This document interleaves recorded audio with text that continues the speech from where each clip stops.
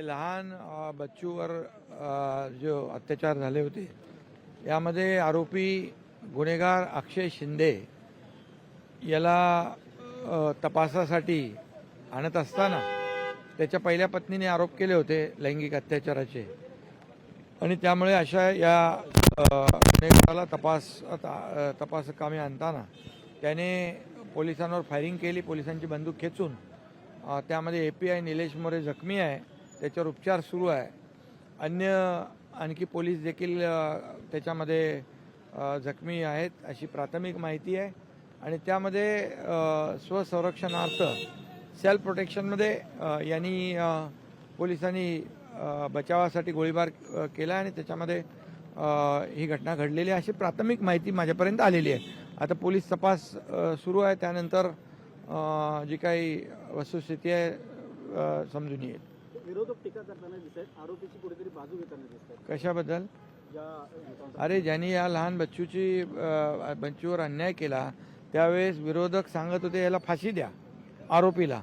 आता तेच विरोधक जर त्याची बाजू घेत असतील आरोपीची, ज्यांनी जे अतिशय माणुसकीला काळीमा फासणारं कृत्य केलं, तर मग हे तर दुर्दैव आहे. आणि म्हणून अशा प्रकारच्या आरोपीची बाजू घेणं हे निंदाजनक आहे.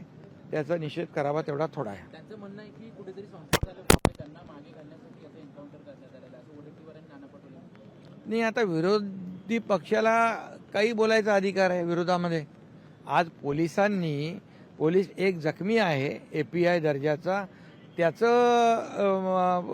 काहीच देणं घेणं या विरोधी पक्षाला नाही. जे पोलीस लॉ अँड ऑर्डरसाठी कायदा सुव्यवस्था राखण्यासाठी आपला जीव धोक्यात घालून काम करतात, जे सणावाराला रस्त्यावर उन्हात पावसात थंडी वाऱ्यामध्ये उभे राहतात आणि आपल्या कुटुंबापासून लांब राहतात, आणि अशा प्रकारचं जे पोलिसांच्या बद्दल आक्षेप घेणं, प्रश्नचिन्ह निर्माण करणं, खरं म्हणजे विरोधी पक्षाला मला वाटतं काही अशा प्रकारचं वक्तव्य करणं हे दुर्दैवी आहे.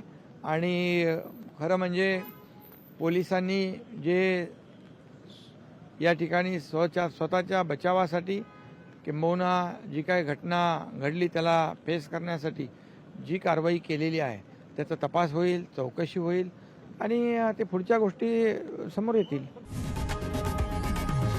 लोकशाही मराठी ऐका, पहा, जागरूक रहा.